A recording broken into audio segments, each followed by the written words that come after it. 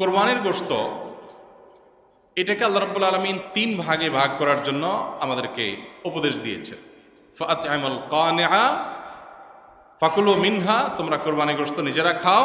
ওয়া আত'আমু আল কানিআ ওয়াল মু'তাররা ওয়া আত'আমুল বাঈসাল ফাকির আছে, যারা তোমাদের আত্মীয় স্বজন আছে, প্রতিবেশী আছে, তাদেরকে খাওয়াও। আবার যারা অভাবী, নিডি, গরিব মানুষ, তাদেরকে দাও। তার মানে নিজে খাবেন, আত্মীয় স্বজনদের মধ্যে হাদিয়া উপঢৌকন দিবেন, আর গরিব দুঃখীদেরকেও খাওয়াবেন। কিন্তু এই বন্টনটা এটা কোনো ফরজ বা ওয়াজিব না। এভাবে তিন ভাগে করতে পারলে ভালো, উত্তম।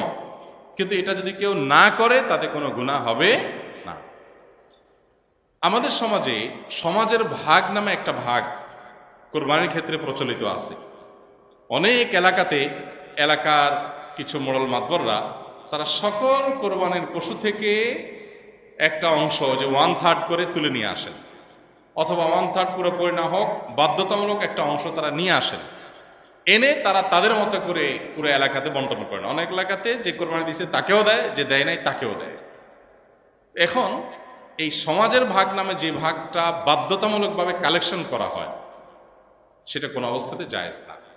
যদি বাধ্যতামূলকভাবে করা হয়, যদি জোরপূর্বক করা হয়। এখন আমার কোরবানির গোশত আমার কাছে নির্দিষ্ট কিছু গরিব আছে জানাশোনা, আমি তাদেরকে একটু দেব, কোনো গরিবকে একটু বাড়ায় দিব, কাউকে একটু কমায় দিব। আমার হয়তো আরো দূরে কোনো আত্মীয় আছে, তাকে আমি একটু পাঠাবো।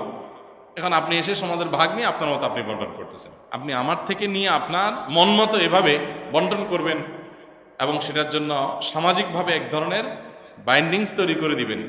এটা হলো জোরপূর্বক চাঁদাবাজির মতো।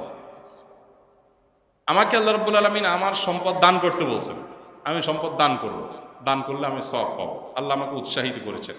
এখন সমাজ থেকে যদি আমার কাছ থেকে বাধ্যতামূলক দানের টাকা নিয়ে যাওয়া হয়, নিয়ে তাদের মতো তারা গরিব মানুষকে দেওয়া হয়, ব্যাপারটা কেমন হবে? তো কোরবানির গোশতের ক্ষেত্রে অনেকটা এই পর্যায়ের অনেক এলাকাতে হয়। আমাকে অনেক ভাই বলেছেন এবং বিভিন্ন এলাকার ব্যাপারে আমরা খোঁজখবর নিয়েছি যে এরকম কিছু মানুষ তাদের মোড়লগিরি মাতবরি করার জন্য এটা একটা উপায় বাইর করছে। যে পরের ধানে পোদ্দারি একটা কথা আছে না, পরের ধনে পোদ্দারি। তো অন্যদের কাছ থেকে গোশত কালেকশন করে এনে উনি এবার এই প্যাকেট দিচ্ছে, ওখানে প্যাকেট দিচ্ছে, ইমাম সাহেবকে দিচ্ছে, মজুন সাহেবকে দিচ্ছে, উনি এখন মোড়ল হয়ে গেছে। এই পরের ধনে পোদ্দারিগিরি করতে গিয়ে দেখা যায় যে আমি আমার কোরবানির গোশত খুশি মনে আপনাকে দিব না, কিন্তু আপনি জোর করে নিয়ে যাচ্ছেন। সিস্টেম দিতে হবে, উপায় নাই। জোর করা বলতে কি টানাটানি করা লাগে না, সিস্টেমটাই এমন করা হয়েছে যেটা না দিয়ে কোনো উপায় নেই। এরকম করা জায়েজ নাই। লা ইয়াহিল্লু মালু ইমরিইন মুসলিমিন ইল্লা বিতিবি নাফসি, হাদিসে আসছে কোনো মুসলমানের সম্পদ তার মনের সন্তোষ ছাড়া জায়েজ নেই। এক্ষেত্রে সমাজের ভাগ দিতে গিয়ে যদি কারোর মনের ভিতরে উসফুস থাকে, কেউ হয়তো নিজে একটু বেশি করে রেখে খাবে, তো সে রাইট তো আছে, শরীর তো তাকে বাধ্য করে না, কিন্তু আপনি তো তার কাছ থেকে জোর করে উঠে নিয়ে আসছেন। তো এরকমটি করা যায় না। হ্যাঁ।